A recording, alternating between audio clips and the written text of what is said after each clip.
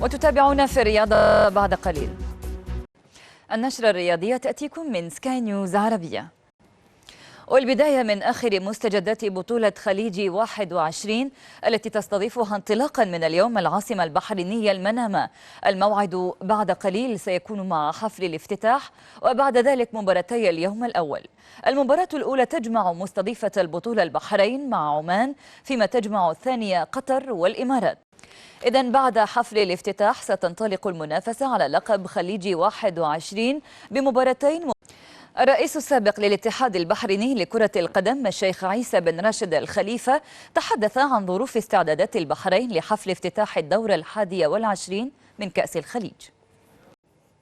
إذن خليج 21 ينطلق بحفل افتتاح في استاد البحرين الوطني بالعاصمة المنامة، ومن هناك ينضم إلينا موفدنا موسى البلوشي.